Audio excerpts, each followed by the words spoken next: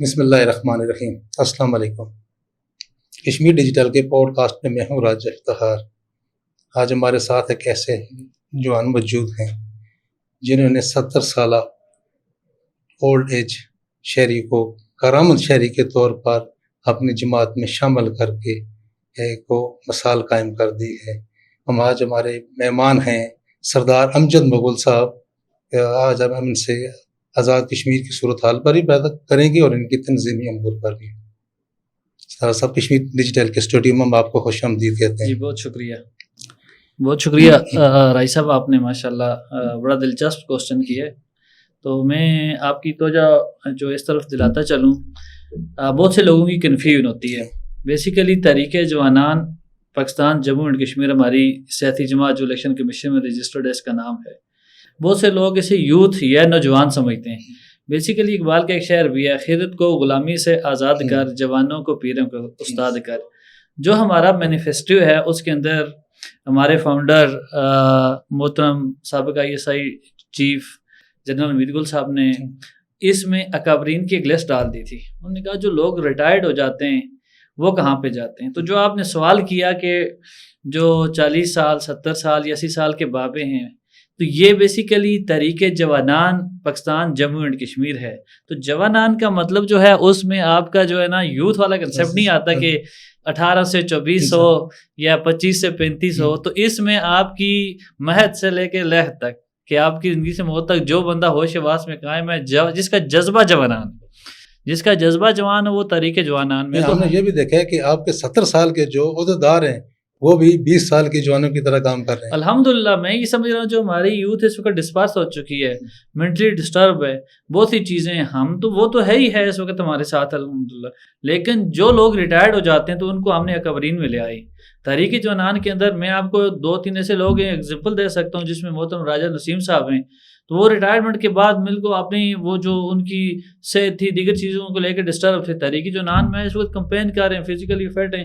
تو اکابرین کا مطلب یہی ہے کہ جو لوگ ریٹائرڈ لائف ہوتے ہیں تو وہ ایک ایسی لائف ہو جاتی ہے کہ وہ زندگی کو ڈسٹرب کر لیتے ہیں، لیکن جب ہماری تحریک بیسیکلی ہماری ایسی تحریک ہے کہ اس پہ بندہ آ کے متحرک ہو جاتا ہے الحمدللہ۔ اچھا، ان کو آپ سپورٹس کی طرف ہی لے کے آ رہے ہیں؟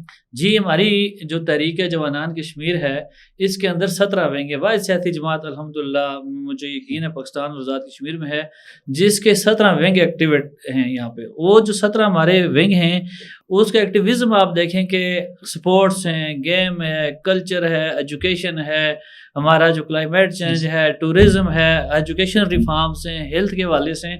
تو ہمارے تو ونگ جس طرح یونائٹڈ نیشن 17 SDGs دی ہیں، 17 گول دیے ہیں، تو تحریک جوانان الحمدللہ اس سے بہترین انداز میں جو ہے ورک کر رہی ہے آزاد کشمیر کے خطے کے اندر۔ یعنی آپ کی تنظیم الیکشن کمیشن میں رجسٹرڈ ہے سیاسی جماعت کے طور پہ، تو آپ آمدہ الیکشن میں جو ایسا لیں گے؟ جی الحمدللہ، ہم نہ صرف ایسا لیں گے، آزاد کشمیر کے جو 2026 کے الیکشن ہیں اس میں تحریک جوانان کشمیر الحمدللہ باریک سری سے کامیاب ہوگی اور فیصلہ کن جماعت ہوگی۔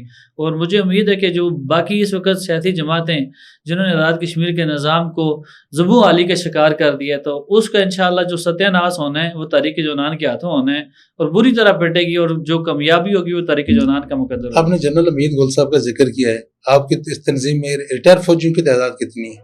دیکھیں، جنرل امید گل صاحب ہمارے فاؤنڈر تھے۔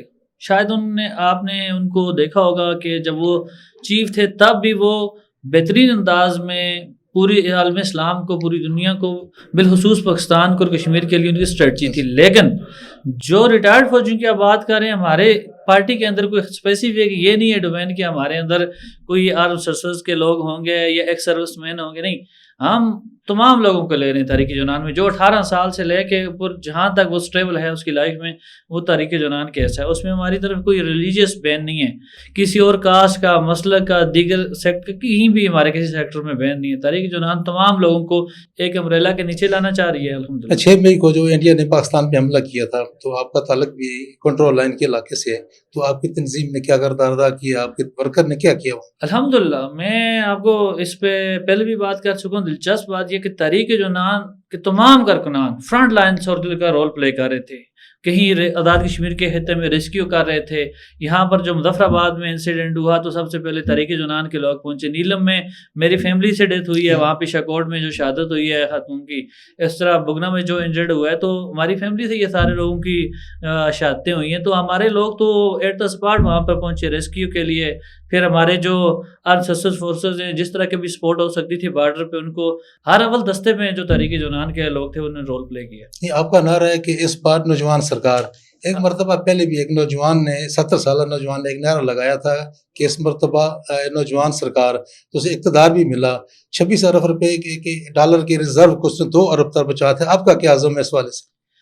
بالکل بڑی درست بات آپ نے کی اور بڑا دلچسپ کوشچن ہے. آزاد کشمیر کے خطے کے لیے ہمارا نعرہ ہے اب کی بار جوان سرکار. تو الحمدللہ میں نے پہلے بھی ابھی ڈسکس کی کہ ہم آزاد کشمیر کے اندر وہ جامع حکمت عملی اور پلاننگ اور پالیسی کے ساتھ آ رہے ہیں. الیکشن لوگ پارٹیاں آتی ہیں, سیاسی جماعتیں آتی ہیں, ان کا نعرہ ہوگا جی آپ ہمیں جتوا دیں, ہم الیکشن میں آئیں گے اور اقتدار میں آ کے آپ کے لیے کچھ کام کریں گے. وہ یہ کرتے ہیں کہ اقتدار میں آ کر ان کے پاس کوئی حکمت عملی, کوئی پلاننگ, کوئی پالیسی ہوتی نہیں, نہ ان کو یہ پتہ ہوتا کہ دنیا میں کیا ہو رہا ہے اور ہم نے کیا کرنا ہے. تو ہماری تحریک بیفور دا ٹائم کام کر رہی ہے. اس وقت ہم الیکشن میں نہیں ہیں, ہم نے کوئی ووٹ نہیں لیا ہوا. ہم آزاد کشمیر کے 33 حلقہ میں اس وقت لوگوں کی فلاح بہبود کا کام کر رہے ہیں. لوگوں کی بہترین حکمت عملی ہم اپلائی کر رہے ہیں کہ لوگوں کو جو روزگار ہے یہاں پر ملے. آزاد کشمیر کے اندر بے تحاشا ریسورسز ہیں.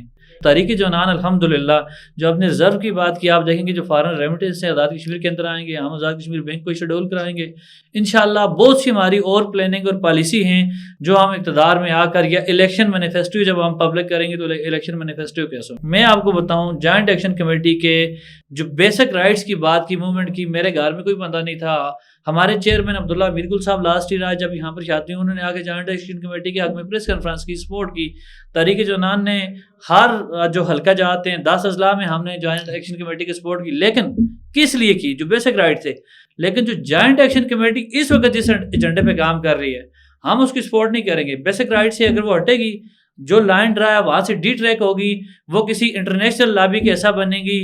وہ بیسیکلی دیکھیں, میں آپ کو اس طرف لے کے آتا ہوں کہ آزاد کشمیر کا جو یہ خطہ تھا, یہ جو آزاد کشمیر کی ڈومین ہے, اس کا بننے کا مقصد تھا مقبوضہ کشمیر کی آزادی, بیس کیمپ کا مقصد تھا. اس وقت ہمارے اس چھوٹے خطے میں چند لوگوں نے ایک ایسی لابی کریٹ کیا, بیسک رائٹس کی موومنٹ چلا کے. اس کا بیہائنڈ کا سین یہ ہے کہ ہم انٹرنیشنلی ہمیں ڈیمیج کرنے کے لیے آزاد کشمیر اور پاکستان کو آپس میں ٹکرایا جا رہا ہے, جو کہ اصل ہمارا مقصد تھا, وہاں سے ہم ڈی ٹریک ہو رہے ہیں. تو میں یہ سمجھتا ہوں اگر جوائنٹ ایکشن کمیٹی اس ٹریک کو لے کے آگے جائے گی تو میرا خیال تحریک جنان کشمیر وہ واحد سیاسی جماعت ہوگی جو ریزسٹ کرے گی. یہ کہنے کا مقصد ہے کہ 11 مئی 2024 کی جو تحریک تھی, وہ تحریک اب اس طرح کی تحریک 29 ستمبر کو نہیں ہوگی. اس پہ 2 چیزیں. ایک تو شاید جوائنٹ ایکشن کمیٹی یا ان کے ذمہ کو اندازہ نہیں ہے کہ ہر بار وہ جو ہر چمکتی چیز ہوتی ہے وہ سونا نظر نہیں آتی. تو اس بار میرا خیال ان کو شاید اندازہ نہیں ہے کہ ہونا کیا ہے. میری جوائنٹ ایکشن کمیٹی سے یہ اپیل ہوگی کہ وہ ڈائلاگ کی طرف آ جائیں. دیکھیں, اگر ریاست نے اپنی, میں ہوں یا آپ ہوں وہاں پر بیٹھے ہوئے پرائم منسٹر انوار الحق کی جگہ, یا شوکت نواز میر ہو, سردار امان ہو, عمر نذیر ہو, دیکھیں اس نے آزاد کشمیر کے اندر امن تو بحال کرنا ہے نا. تو دیکھیں جب اسٹیٹ کی ریڈ کو چیلنج کیا جائے گا تو اسٹیٹ نے تو رسپانس کرنا ہے. تو میرا خیال اس مرتبہ جوائنٹ ایکشن کمیٹی کو بھی ہوش کے ناخن لینے چاہیے کہ وہ اس طرح نہ آئے جس طرح وہ پہلے آئی تھی. تو ان کو ڈائلاگ کی میز پہ آنا ہوگا, اور اگر اس طرح کا پراؤن خطے کے اندر کوئی وہ ڈیزاسٹر کرنے کی کوشش کریں گے تو میرا خیال گورنمنٹ بھی کوئی ایڈونچر کرے گی. بہت بہت شکریہ آپ کا, آپ کو پروگرام میں تشریف لائے. ناظرین, آج کا پوڈ کاسٹ آپ نے دیکھا کہ آزاد کشمیر کے اندر اگر کیجبلٹی ہو جاتی, اپنے میزبان راجہ افتخار کو پروگرام سے اجازت دیجیے. اللہ نگہبان.